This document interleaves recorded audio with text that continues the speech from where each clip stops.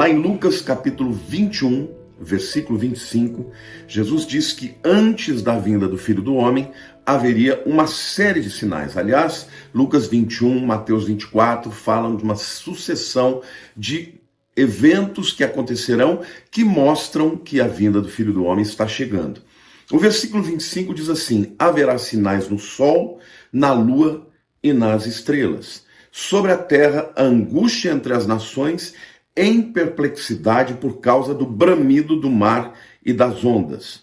Haverá homens que desmaiarão de terror e pela expectativa das coisas que sobrevirão ao mundo, pois os poderes dos céus serão abalados.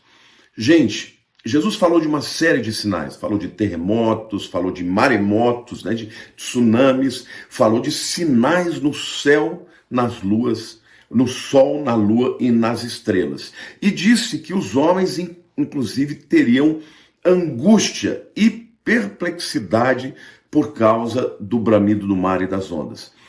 Não vai ter nenhuma tsunami, pelo menos não tem nada programado ou antecipado nestes dias que nós estamos falando. Mas nós estamos tendo agora, no dia 18 de agosto, nesta quinta-feira, está sendo anunciado um buraco, na verdade, explosões que eu vou até ler para vocês, aqui no site Olhar Digital. Explosões em buraco no Sol podem provocar tempestade geomagnética na Terra nesta quinta-feira. Bom, o que é uma tempestade geomagnética? Eu vou ler para vocês aqui o que o site está comentando e depois eu vou fazer algumas explicações. O texto diz assim: de acordo com o comunicado emitido nesta quarta-feira, 17, hoje, pela Administração Nacional Oceânica e Atmosférica dos Estados Unidos, entre parênteses, NOAA, uma intensa série de explosões em um buraco coronal no Sol pode desencadear uma explosão geomagnética na Terra nesta quinta-feira.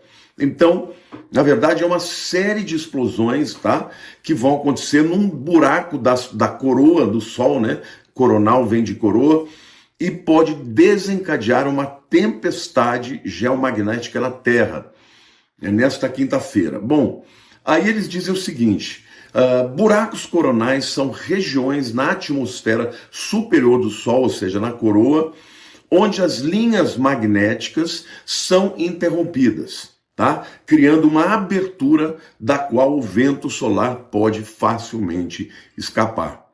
Aí ele continua dizendo: embora seja enquadrado na categoria G3, uma das mais fracas na escala definida pela NOAA, se o fenômeno previsto se confirmar, auroras impressionantes poderão se formar nas regiões polares, aquela aurora boreal, aquele fenômeno lindo de cores verdes e tal, como consequência, porque aquilo nada mais é do que a gente percebendo mesmo a luz no meio da tempestade magnética, A tempestade geomagnética resultará de interações entre o forte vento solar soprando de uma fenda, na coroa do Sol e o campo magnético na Terra.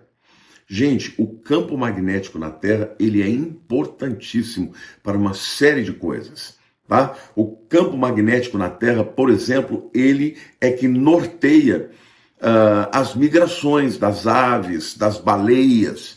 Então, afetar o campo magnético pode afetar muito a natureza, inclusive os animais, Segundo o comunicado, a tempestade receberá combustível adicional de 2 ejeções de massa coronal, que eclodiram da nossa estrela no início dessa semana e estão atualmente a caminho do planeta. Olha que coisa impressionante. Então aconteceu no início da semana, esta tempestade está vindo para cá e essa tempestade vai afetar, se isso se confirmar mesmo. Amanhã a gente vai ficar sabendo, agora no dia 18, isso vai afetar o campo magnético da Terra. O campo magnético da Terra, entre outras coisas, ele é importante para ser um escudo, de muitos meteoros que poderiam cair na Terra e não caem. Mas em relação, por exemplo, aos animais, eles perdem esse campo magnético, eles podem encalhar, no caso de baleias que se desviam e ao invés de fazer o caminho que normalmente elas fariam, acabam em praias e morrem encalhadas.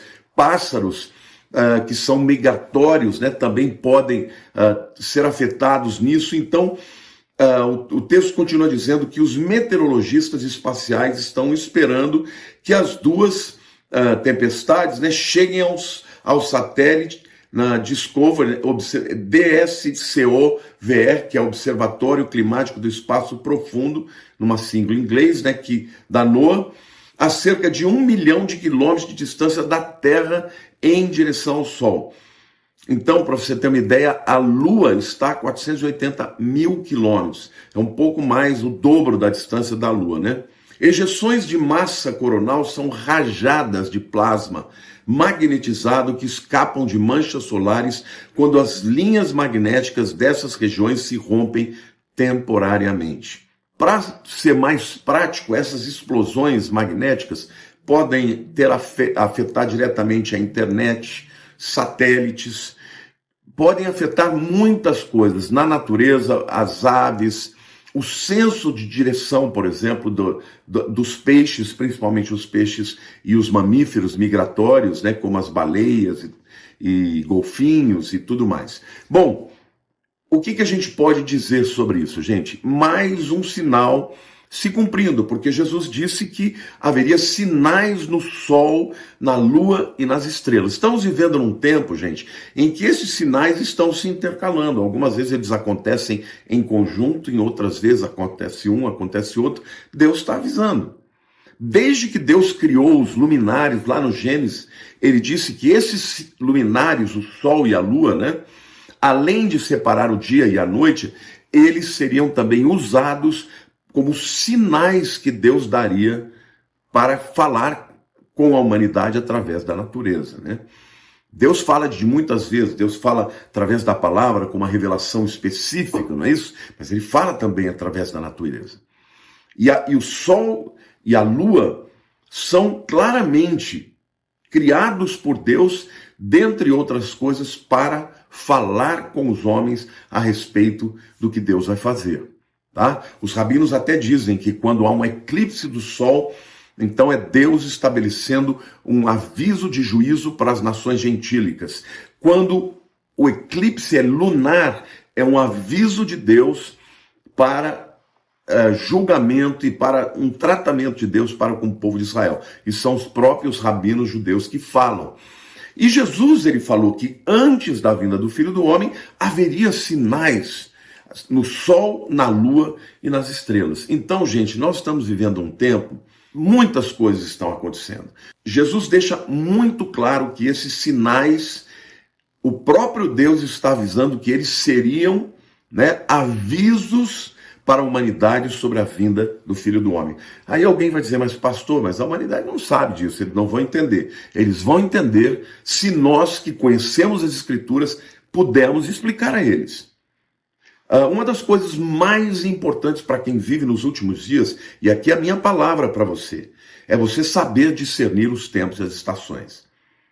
Quando os próprios judeus, né, os fariseus chegavam para Jesus e pediam um sinal, ele dizia assim, vocês sabem interpretar os sinais, sabem quando vai chover, quando não vai chover, e vocês não sabem interpretar o Filho do Homem? A Bíblia também diz que os filhos de Sacar, eles eram muito superiores aos outros, por quê? Porque eles sabiam discernir os tempos. Nós estamos vivendo num tempo em que a grande maioria da humanidade não consegue interpretar os sinais. Mas nós que lemos as Escrituras, que entendemos as Escrituras, nós temos o chamado e a obrigação de avisar as pessoas, porque esses sinais são sinais universais, que todo mundo pode ver. Alguns vão olhar para eles simplesmente como fenômenos, né, da natureza ou do próprio universo. Mas nós que olhamos o todo e vemos todos os sinais que vão se, né, somando, nós temos que avisar, dizendo, olha, o Filho do Homem está nos avisando que está chegando a hora. Então eu quero pedir a todos vocês aqui, meus queridos, que ao ver esse vídeo, que vocês possam compartilhá-lo, enviá-lo para que o maior número de pessoas saibam, porque quando chegar a hora, gente, quando chegar a hora, aqueles que tiverem ouvido pelo menos uma palavra, eles serão indesculpáveis. Ouviram falar e não creram. Outros, em contrapartida, vão ouvir falar e vão crer, e vão buscar a Deus, e vão querer conhecer mais a respeito dessas coisas.